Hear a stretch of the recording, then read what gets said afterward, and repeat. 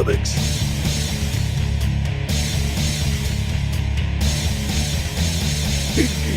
Comics.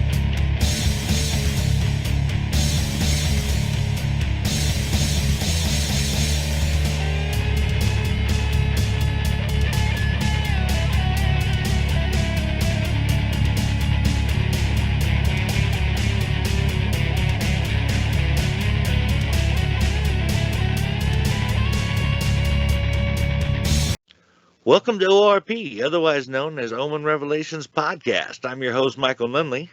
And I'm your co-host, Steve Sellers. On ORP, we like to talk about geek stuff, pop culture, including movies and TV series, as well as comic books and comic characters. But that's not all, is it, Mike? No, it's not, Steve. We're also writers for Omen Comics and Revelation Comics. So we like to talk about both writing and our comics. So podcast and chill with us. For today's episode, we'll be talking about Wade Wilson, Marvel's favorite Merc with a mouth, the wisecracking anti-hero known as Deadpool. He's one of those rare characters who started off as an X-Men related character, but he later evolved into an iconic character in his own right. Do you have any general thoughts on Deadpool before we get into the detailed history, Mike? Oh, I definitely do. Although I'm a bit of a latecomer to the Regenerating Degenerate with bovinophobia, which, as a side note, is a fear of cattle. According to him, cows scare the shit out of him, and he believes their waiting stare to be chilling, which is hilarious if you've ever actually looked at a cow. Well, considering that some cows are actually Skrulls, that would actually make sense for him. Right. But I have heard Deadpool described once as the Bugs Bunny of the Marvel Universe, and I think that's how I would describe him too, from what I've read and seen in the films. Well, that is, if Bugs Bunny was also a master assassin, mixed martial artist, marksman, and swordsman with a highly accelerated healing factor. This became particularly true of Deadpool after he was accidentally transported to the foundation of reality by the Beyonder. While there, Deadpool became fully aware that he was in fact a fictional comic book character, though he noted he had always known subconsciously. But this allows him to break the fourth wall just like Bugs Bunny often does. Domino once said that Deadpool's most lethal weapon is his mouth, and that can also be said of Bugs Bunny. I also love that Deadpool, like Bugs, is so unpredictable that even he barely knows what he was going to do or say at any given moment, but somehow always seems to have a plan. This is particularly cool because when fighting people like Taskmaster, who think they have Deadpool figured out and are in fact masters of figuring people out, Wade will just change on a whim just to throw them for a loop. Oh, for sure. That chaotic fighting style serves him well. Up until now, we've mostly talked about characters that we weren't around for during their first appearances, but this is an exception. I actually was around and into comics at the time that Deadpool came out. Even back then, he was huge, and this was well before the films. When Deadpool came onto the scene, he was an immediate hit, having come in back during the image revolution that shook everything up. I'd agree that Deadpool is basically a Marvelized take on a Looney Tunes character, even to the point of self-awareness that he's a comic book character. But he's a character who lends himself to some madcap and even dark comedy, but he has this serious moments as a character as well. Because of that, he's pretty distinctive. Distinctive is true, but it's funny you should mention Madcap, as Deadpool had quite the experience with the villain named Madcap. This guy had a similar healing factor from an X07 formula and an ability to drive people insane. This shortly before the Secret Invasion, and I believe this is where Daniel Way jumped on. Madcap ran into Deadpool on a rooftop while he was attempting a hit on Matt Murdock. There was a short fight between Deadpool and Madcap where they compared healing factors and a failed attempt by Madcap to drive Deadpool insane. Madcap's inability to turn Deadpool insane caused him to debate whether the reason was that Deadpool is more sane than others and therefore immune to insanity, or because Deadpool was already quite insane. The reason was never really determined, but the attempt led to a battle with Daredevil and Thor, in which Thor electrocuted Madcap and Deadpool to dust while they were holding each other.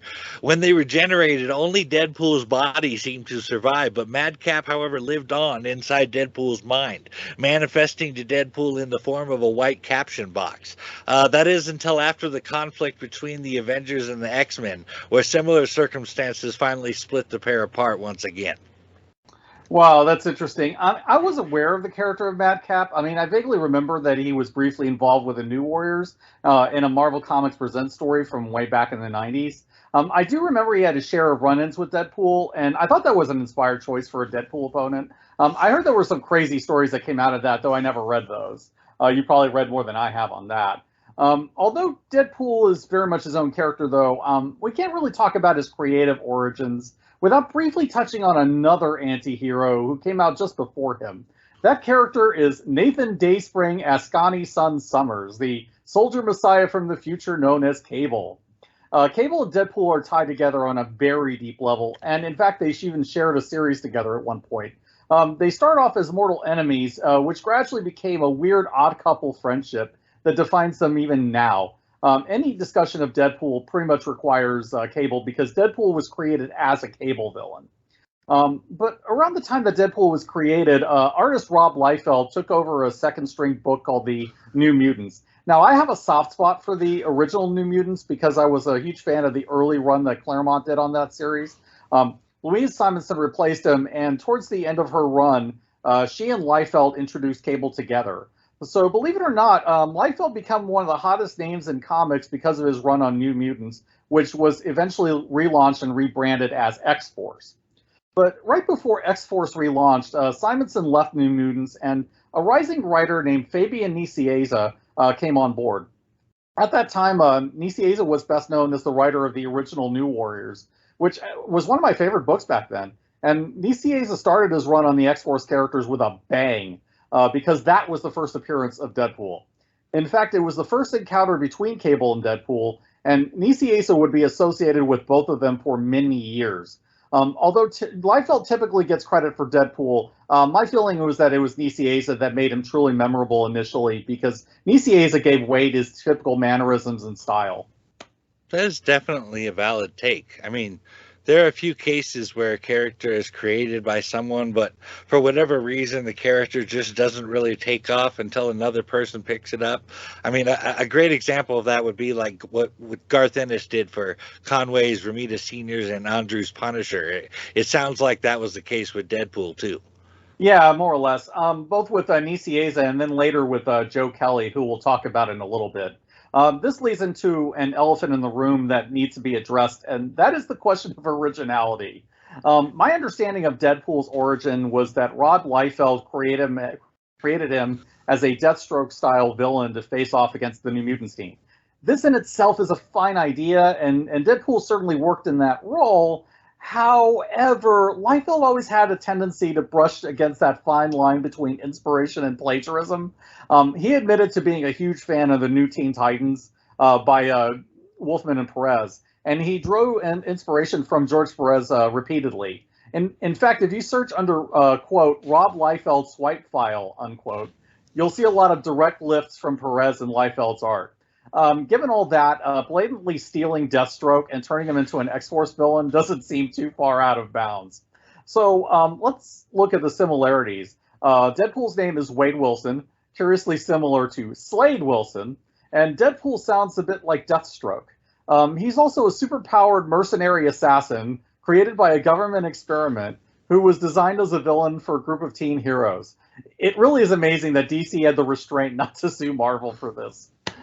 Wow, that is pretty darn close. But I mean, as a quick side note about the name, I actually got Omen's name, Frank Wade, by taking the first names of Punisher and Deadpool. Yeah, that's true, you did. But I think there's a difference between a wink and a nod on what's otherwise a vastly different character, as you did, and lifting wholesale with only minor cosmetic or name changes. This is where Liefeld tends to run into problems. You make a good point there. It sounds like Liefeld definitely took things a little too far with that. Yeah. Now, to be fair, I think there are a few things that set Deadpool apart from Deathstroke, even back before other writers took him in a different direction. Some of this is the sense of humor and the chaotic personality, which I credit largely to Fabian Nicieza. He's the one who gave him his voice. The other thing is the distinctive visual design of Deadpool, which Liefeld rightly deserves credit for. It is iconic. Other things were added later that would set him apart, which we'll certainly get into, but I think those 2 points probably saved the character. You know, the visual element of a character is extremely important. I mean, right from the start, it sets the mood and tells you a lot about the character. You know, with what weapons they use and how many, what kind of armor they're wearing, if any, and even with the color scheme of their uniform. I mean, with when combined with the poses or body language rather, the character's visual elements can tell us a lot about what kind of fighter they are, how strong and durable they are or think they are, and even a taste of their confidence level and personality. This is something that Bob Kane just did not get, and it's why we always credit our artist Tosin Awasika as a co-creator of our characters. Absolutely, especially since comics is a visual medium. The visual design of Deadpool, and especially the mask, I think really sets him apart. The eye circles give him a strong visual touch that highlights the comedic angle of Deadpool. But let's get into how Deadpool evolved into the Merc with a mouth we know today. Deadpool started off as a villain, but he gradually made a move into a villain protagonist. He had a couple of mini-series in the 90s. One of them was by Fabian Nicieza called The Circle Chase, and that was solid. Another one was written by someone who sounds surprising today, and that was Mark Waid. Waid today is pretty well known as a writer of heroes. He generally doesn't do villain books, barring exceptions like Irredeemable, which, by the way, is awesome and is my favorite evil Superman take, just as an aside. But I think that the sense of humor was enough to convince him to do Deadpool briefly, even if he wasn't then the Mark Waid who did Daredevil, Fantastic Four, and Captain America. Waid ended up not wanting to write the character after a while because he felt like a villain should pay for his crimes. I guess being unable to connect to a villain ultimately convinced Waid not to stick with Deadpool because I don't think he ever tackled the character again, as far as I remember. And Waid often returns the characters he really likes, as he's done for Captain America and Superman. You know, I can certainly understand why Wade didn't return to Deadpool. I mean, though the reasons are the opposite for me. Um, I actually have a hard time writing heroes. I primarily write about broken and often disturbed people. Even the heroes that I do write are often like that for the most part, anyway. But I do try to stretch out, you know, into areas I'm not too familiar with, like with Dragon Girl and Albino Warrior, who are genuinely good and pure people, because I believe it ultimately is how I'm going to grow as a writer. But while I can do it, it's just not my natural flow, and it sounds like Wade feels like that about villains. Yeah, likely. Some writers just easily connect to certain kinds of characters, and some don't. It's a question of just being able to find an aspect of yourself in the characters that you're writing. And if you have a hard time relating to the morals of a certain character and you don't have another way in, it's going to be a rough ride. Um, Being a horror writer, that's a little bit scary to think about. I tend to look for something I can understand about a character, like their worldview or how they think or even how their past has shaped them, even if I don't agree with their conclusions. But I mean, I think we're basically talking about the same idea here. Yeah, then that's a fair point.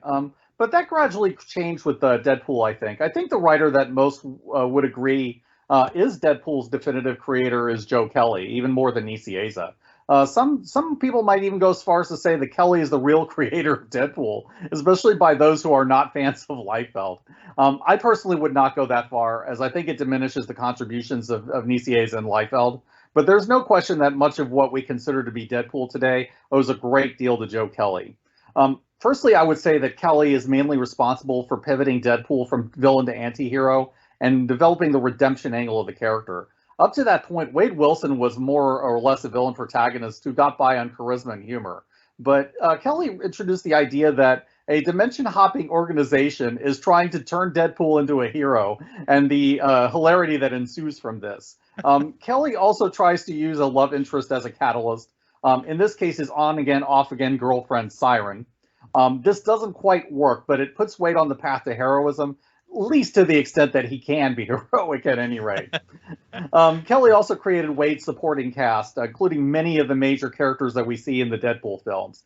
Weasel, the bar that Weasel works at in the first film, and Blind Al are all staples of the Joe Kelly run. The fact that Wade took his code name from a dead pool where people bet on who's going to die, that was a Kelly idea. Francis from the first film is based on Ajax, who was a villain from the Kelly run. Even completely weird stuff that people associate with Deadpool, like his bizarre relationship with Dev, that comes from Kelly. You know, just as a quick clarifying note, Deadpool does refer to Francis as Ajax in the film while they're at the program. Well, at least just long enough to make fun of him for getting his name from a box of soap.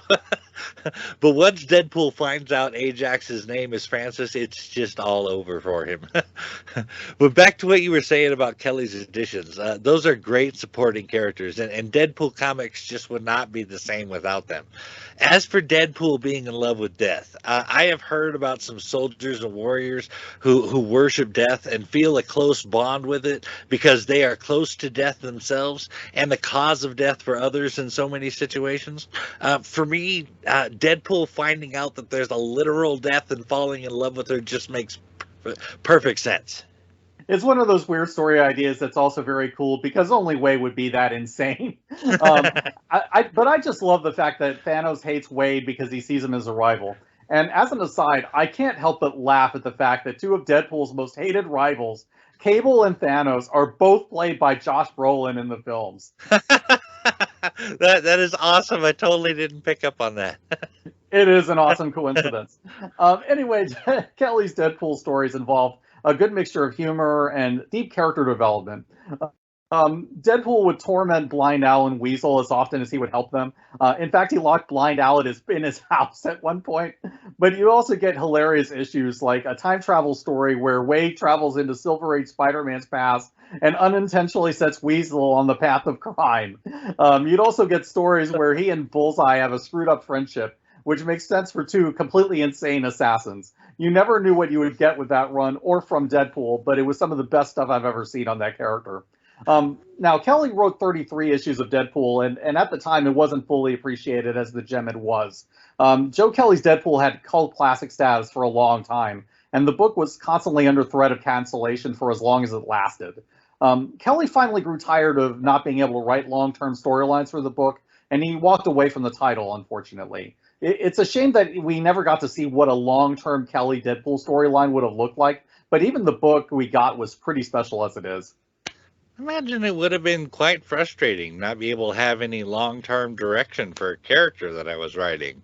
I mean, there's only so many short stories one can tell before rehashing without projected growth and development for the character. I mean, even if it was a character I really liked. Yeah, that's totally understandable. I mean, you can only go through so many false starts before it starts to become frustrating. Kelly did return to Deadpool a few times later, including in a crossover series with Spider-Man, but nothing really long-term.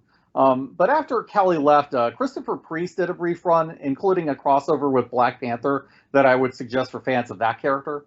But the next really notable run on Deadpool featured the first mainstream run by a writer by the name of Gail Simone. Gail had just come off an indie book that she had done at the time called Killer Princesses, which, if I remember correctly, got the attention of Marvel. And she was already by then known for her comedy due to a column that she wrote for CBR at the time. That combination made her a shoo-in for Deadpool. Gail's run wasn't that long, and Deadpool actually isn't there for all of it for story reasons, but it was really good while it lasted. The first arc introduces a villain called the Black Swan, who infects Wade with a telepathic virus that is slowly destroying what's left of his mind. This leaves Wade trying to cope with the virus while trying to do his job. Along the way, you get funny stuff like an encounter with Dazzler, who's still trying to do a disco revival, and a battle with Rhino, who gets shrunk to tiny size by Pym particles. Gail introduces a cowgirl Merc named Outlaw, who is a lot of fun, and she does show up in Domino, I believe, or run on Domino. You also get an interesting fight between Deadpool and Taskmaster, who gradually go from enemies to grudging frenemies. He does this a lot, Deadpool. He has a second battle with the Black Swan later, and the end of the fight ends in a relaunch of the book called Agent X. One of the Swan's minions ends up getting a piece of Wade's mind as well as similar powers, loses his memory, and he calls himself Alex Hayden, aka Agent X. The Agent X issues are pretty good, including a romance between Agent X and Outlaw, and some good stuff with Taskmaster. But eventually, after a brief hiatus, Gale resolves everything. Wade is restored to himself again, and Agent X gets his memories back. But I wish she'd had longer on the book. Still, we got Birds of Prey and Secret Six from Gale right after this, so I can't complain. Seems like a couple of people that became big names among comic book writers spent some time on Deadpool. Like each one added their own piece to the puzzle, but like Deadpool and Vanessa said in the movie, each puzzle piece on its own stands out with squiggly lines and edges. But when you put them together, you can see the picture on top. That's a very fair take and a good reference. You had a lot of really good writers building on the foundation over a number of years, so that's absolutely true. The last major run I want to talk about is Cable and Deadpool, which ranks among my favorite runs on both those characters. Fabian Nicieza returned to the characters he was best known for, with the idea that a book featuring both of them would sail better than Cable or Deadpool could individually. When this book was running on all cylinders as intended, it is amazing. When it's not, it's still a pretty fun Deadpool book. The first arc presents the setup where Cable and Deadpool are on opposite sides, and this religious cult decides that it wants to end racism, and they decide that the way to do this is by making everyone look exactly the same, by turning everyone in the world blue. It is hilarious. Along the way, the cult is stopped, but Wade and Nathan are caught in a weird teleporter accident. So after this, they can't use the body slide teleporter without taking both of them to the same place. This creates a situation where Cable and Deadpool are often forced to work together against their will. So they gradually move from enemies to this odd couple of friends to occasionally like to try to kill each other. The way I love them. The first half of the series, in my view, is the best because it leans into Cable as a mutant messiah who is trying to change the world and create a utopia. Nathan knows what the future holds, so he decides to take the station of Providence and turn it into a nation state. Wade gets mixed up in Cable's plans quite a few times, sometimes helping him and sometimes fighting him, and sometimes both at the same time. Very often we find that Wade is usually hired by Cable under an assumed name to do something that was part of Nathan's plan all along. You get an interesting selection of villains. Wade runs into Diamondback, Cap's ex-girlfriend, the Cat, who is a rival of Shang-Chi, Flag Smasher, and other unusual antagonists you would not associate with either of them. You also get obscure characters like Prester John, who is this long-forgotten Fantastic Four opponent, Irene Merriweather from the Joe Casey run in Cable, and other obscure characters. What did in Cable and Deadpool, unfortunately, was crossovers and X-Men events. Nicieza's plans were derailed because the X-Men book shoved Cable into the Messiah Complex event, and Cable got sent to the future to raise his adopted daughter, Hope. That meant that Nathan couldn't be in his own title with his name on it. So, meanwhile, you got a Cable and Deadpool book without Cable, and so the whole point of Cable and Deadpool was stripped from the book because only one of its lead characters are actually in the book. And then the book was canceled at issue 50. The whole thing was mind-boggling. Good Lord.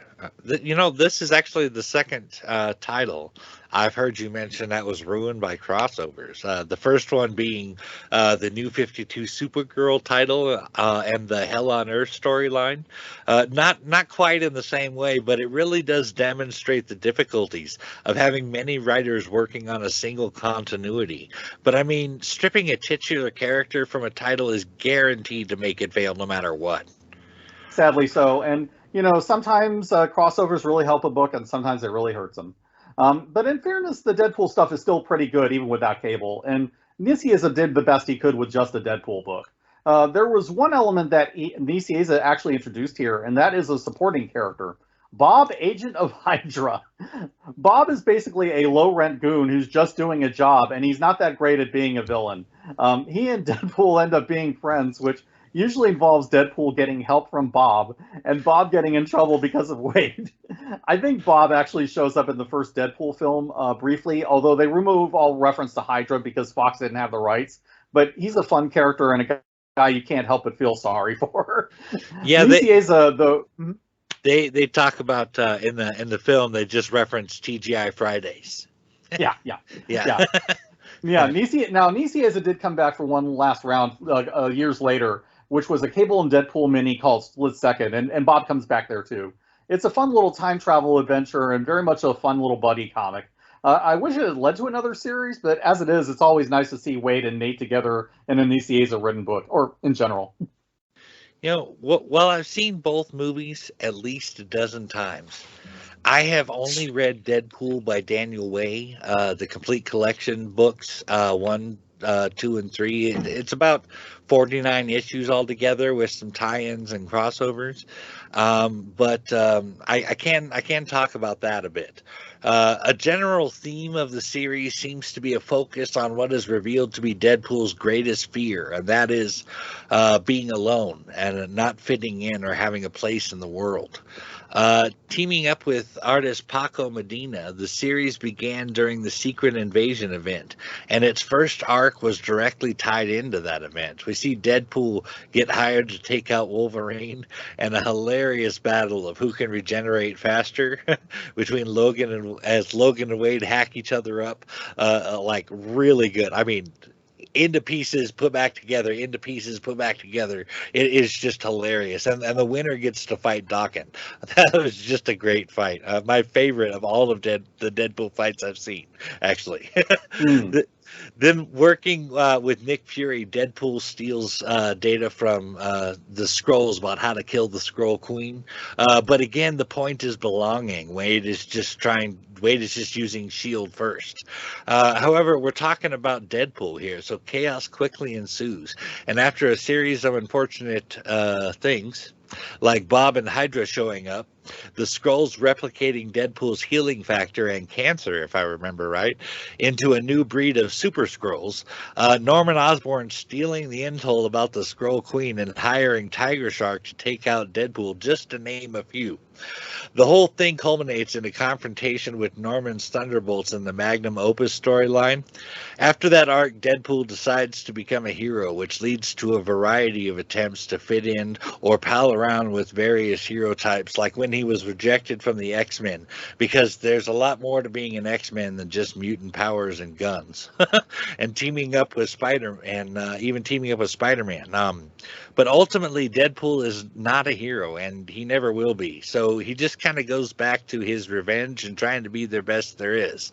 And when we're talking about being the best there is, he even attempts this on a cosmic level by taking on galactic assassin named Macho Gomez and the immense id, the selfish moon, and even tries being a pirate at one point.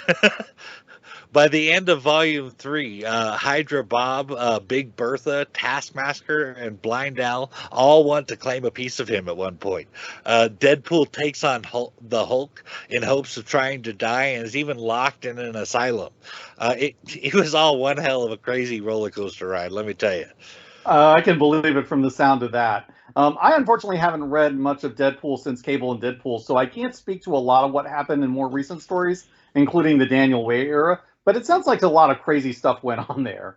But I can speak to a few things. In one story, Deadpool eventually gets married to a succubus named Shikla. Dracula hires Wade to bring Shikla to him so that he can marry her. Dracula, that is. But the plan goes awry when Wade hooks up with Shikla instead. Eventually, Wade and Shikla get married for a while, though they break up later. Now, I hope they'll eventually get back together because that was an interesting relationship, and for a while it was pretty functional. Fun fact, though, I found that the person who officiated the wedding of Wade and Shikla was none other than Kurt Wagner, Nightcrawler. I found that a bit weird, but it's also kind of awesome. Kurt was a priest for a while, and he's the one person who would be accepting of a relationship like that, especially with his own demonic history. Deadpool tends to make a lot of really unusual friendships. For all that, he also tends to make a lot of enemies. I'm not nearly the X-Men expert that you are, but from what I know of Nightcrawler, I can totally see that about Kurt, with him knowing exactly what it's like to be on the outside looking in, and being Catholic, which teaches its followers to look past appearances and show love. But let's get into the Deadpool movies. I love the movies. The first film in particular is one I'd put on a perfect 10 list. I've watched it as a go-to film since it came out at least 15 times, and the sequel a good 10 times.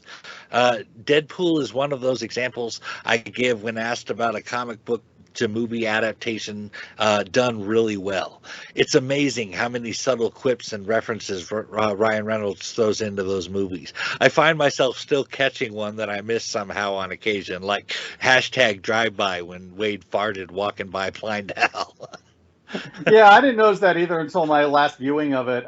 Now, there are a few things that you'll probably only catch on a repeat watch of Deadpool, but the first film is one of my favorites as well, and it easily ranks up there among the best Fox mutant films.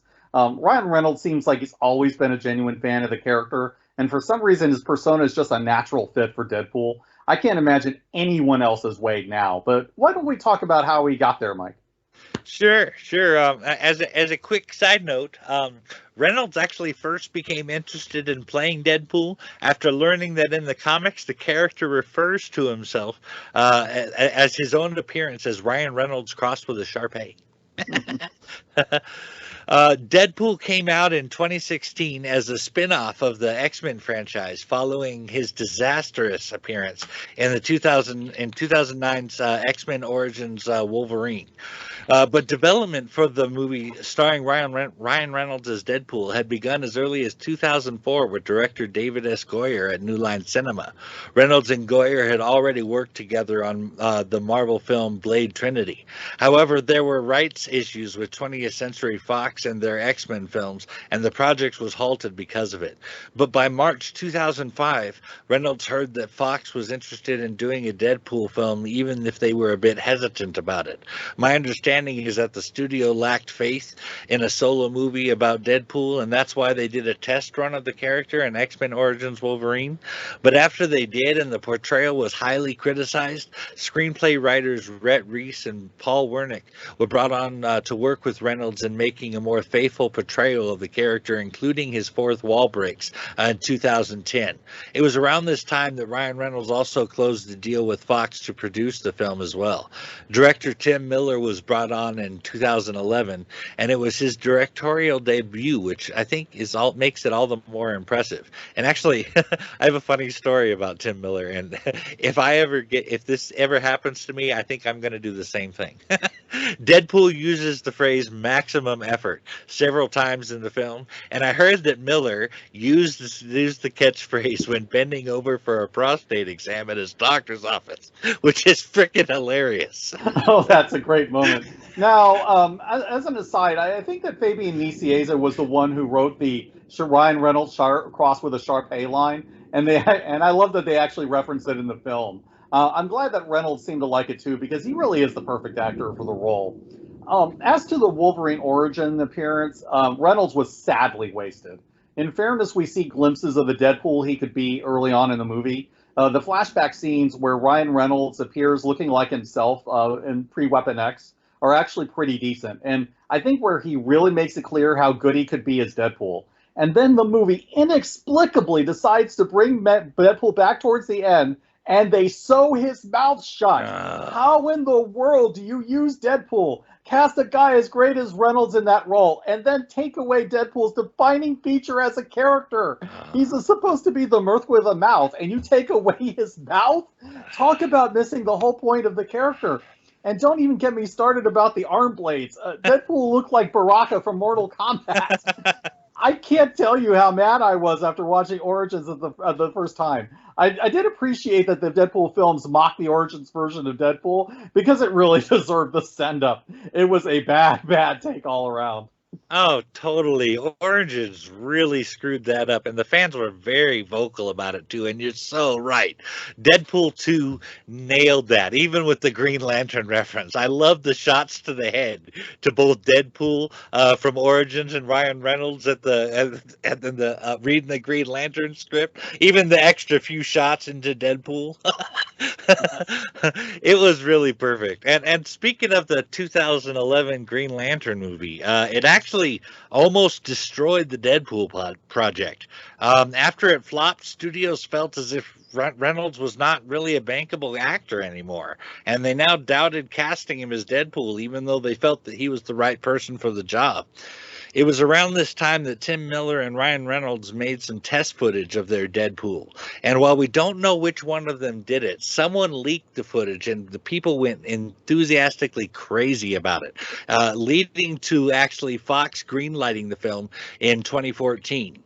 Around 2015, additional casting was set that brought in Marina Baccarin as Vanessa, Ed Skrein as Ajax, aka Francis, T.J. Miller as Weasel, Gina Carano as Angel Dust, Brianna Hildebrand as Negasonic Teenage Warhead, and Stefan Kapaksik as the voice of the CGI Colossus. At different times during development, James Cameron and David Fincher, both friends of Miller, read the film script and championed the project to Fox executives. Yeah, the Green Lantern film was not Reynolds' brightest moment as an actor, and today he makes fun of the fact that he was it. The only thing he says in the movie's favor is that he met his wife on the set, which I totally get. Still, it was another case where the situation made for good laughs with Deadpool. I mean, who doesn't love the "don't make the super suit green" or animated line, you know? I will say that while Reynolds is great at characters that fall within his wheelhouse, he was just not a good fit for Hal Jordan. I don't hate the GL film, as flawed as it is, but Reynolds is more of a Kyle Rayner type. You really need somebody like Tom Cruise for Hal, and that just is not Ryan Reynolds. That said, I don't blame Reynolds for the movie's failure. I think he did the best he could, and most of the film's problems were writing issues, not performance issues. Deadpool was a far better fit for Reynolds with much better writing, and I think it saved Ryan Reynolds' career. I'd have to agree with that assessment. It really wasn't Ryan Reynolds' fault that the movie was bad.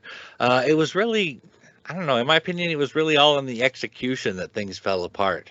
But things turned around big time for Reynolds with Deadpool, which was both financially and critically successful, earning over $782 million despite a meager $58 million budget. And if you don't know how meager that is, $58 million is really low, especially for an X-Men spinoff. To give you an idea of just how low, X-Men Origins Wolverine had a budget of $150 million. Compare that to that $58 million budget. That's just ridiculous. Deadpool's joke about the studio not being able to afford another X-Men was actually true. But in an interview with Entrepreneur, Reynolds talked about the smaller budget actually being an advantage as it forced them to emphasize character over action. Reynolds said, "Every time the studio took money away from our budget, we replaced whatever set piece was lost with character." If you ask me, the focus on character really made that first movie, and many people would agree with me, as Deadpool became the 9th highest grossing film of 2016 and broke a couple of records, including the highest grossing X-Men film and the highest grossing R-rated film, at least at the time. Everybody, critics included, loved Reynolds' performance, the film's style, the action sequences, and Deadpool's faithfulness to the comics. There were some who criticized the plot as formulaic, and others were divided on the film's adult humor, but nonetheless, it was well received and got several awards and nominations, including 2 Critics' Choice Awards and 2 Golden Globe nominations. Very well deserved, too. I mean, there was an energy in that film that's hard to duplicate. It was legitimately funny that not many films nowadays are, and if I may say so, it has one of the best opening credit sequences I've ever seen. It works as a comedy and as a superhero film, and they cared enough to get as much right as possible. Deadpool is what you want in a superhero movie. Oh, 100%. Deadpool was perfect in that regard. And it was so perfect, in fact, a sequel was greenlit in February of 2016 with the original creative team. But director Tim Miller left the film at the end of October over mutual creative differences with Reynolds. Not sure what those were, but Reynolds was also helping to write the script with Reese and Wernick, so perhaps it had something to do with that. Not positive. But the next month, John Wick's David Leitch signed on to direct Deadpool 2, replacing Miller. Deadpool 2 was released in the U.S. on May 18th, 2018, and it outgrossed the first film by $3 million worldwide for a total of $785 million. Just like the first film, Deadpool 2 was the ninth highest grossing film of its year, and once again, it was both the highest grossing film of the X-Men franchise and the highest grossing R-rated film at the time. Most of the cast from the original film came back for the sequel. Marina Baccarin came back to play Vanessa, Deadpool's fiance. T.J. Miller would reprise his role as Weasel. Brianna Hildebrand would come back to play Negasonic Teenage Warhead. And Stefan Kapaksik would do the voice for CGI Colossus again. Leslie Uggams and Karen Sony also returned as Deadpool's elderly roommate Blind Al and the taxi driver Dopinder. But there were several new people that were brought on too. Josh Brolin came on to play the time-traveling anti-hero Cable. Julian Dennison signed on to play the troubled teenage boy Russell Collins, a.k.a. Fire Fist. Zazie Beetz would play the Lucky Domino, and Jack Kessie would play the Black Tom Cassidy. Deadpool 2's version of the X-Force team includes Terry Crews as Bedlam, Louis Tan as Shatterstar, Bill Skarsgård as Zeitgeist, Rob Delaney as Peter, and Brad Pitt as Vanisher. While initially considered for the role of Cable, Brad Pitt had scheduling issues that prevented him from taking the role. Instead, he filmed his Vanisher cameo in 2 hours during post-production. In addition to portraying Deadpool and himself, Ryan Reynolds provided the digitally modulated deeper voice for the Juggernaut. Juggernaut was previously portrayed by Vinnie Jones in the 2006 X-Men film The Last Stand. Rhett Reese said that the appearance did not do the character justice, and they also wanted an additional villain for the film to support Fire Fist in the final fight with X-Force. So they chose Juggernaut because, as they put it, he is a force in nature who's probably the coolest character never to be used, well, in the right way. Yeah, they're right about that. And Juggernaut is really good in the movie. He has the size and the presence to really be scary. His fight with Colossus is on the scale you'd expect to see from their fights. But you know what I love most about Juggernaut in Deadpool 2? His theme song by Tyler Bates. It manages to be epic and operatic while also being hilarious at the same time. Listening to it in the end credits made me laugh out loud. I will still occasionally dig it up on YouTube from time to time. Just make sure to look for the uncensored version because that one's better. That song is hilarious. You know, I love that they had the choir like do that the theme song there. But I wonder how many times it took them to record that with a straight face. Probably a bunch. I generally like Deadpool 2 as a whole, though. Not as much as the first one, but it's still pretty good. I do feel like they turned X-Force into a bit of a joke, which I found kind of disappointing. That approach works for something like James Gunn's Suicide Squad, but X-Force is supposed to be a bit more badass, and they deserved it better than to die uselessly in what amounts to a throwaway gag. Still, for all of that, I thought Josh Brolin as Cable was a great choice, and they did a good job with Domino as well. I agree on both counts. I mean, I really like Deadpool 2 a lot. It has some great moments in it, but it is a step down from the first film, which is a masterpiece of a superhero action comedy. As to your second point, X-Force was handled terribly. I can't help but think that it only went down that way because it was before Disney acquired Fox in 2019. I think Marvel Studios would have handled that much better. But there is hope. Since Disney's acquisition, there is a third Deadpool film in the works by Marvel Studios that will be set in the MCU. And I think, well, I hope they will get more respect there. Yeah, me too. We'll see what happens with that third film. I hope they don't just decide to ignore everything in the Fox films like they have with other franchises like Disney acquired, like most recently with Daredevil. On the other hand, Deadpool interacting with the MCU could be a lot of fun if they do it right. My other hope is that the move to Disney doesn't dilute Wade's sense of humor, which sometimes has to be a little bit more adult. Oh, definitely. They've got to have Wade's sense of humor in there still. I'm kind of curious actually about Deadpool's multiple choice past. He kind of has one of those, like the Joker. I'm wondering if we're going to get some of that in the third film. But that actually about wraps up our time on Deadpool. We will likely revisit Deadpool when the third movie comes out. But as for now, we want to take an opportunity to thank our patrons who make this podcast possible. I hope you've had fun hanging out with us today on ORP. I know that Steve and I have had fun making this episode. If you've had fun too, we invite you to share this episode and help us get the word out. For our Spotify listeners, we ask you to please rate our show as well. That can really help to grow our audience. But to all our listeners everywhere, we want to say thank you for listening, and we'll see you in 2 weeks.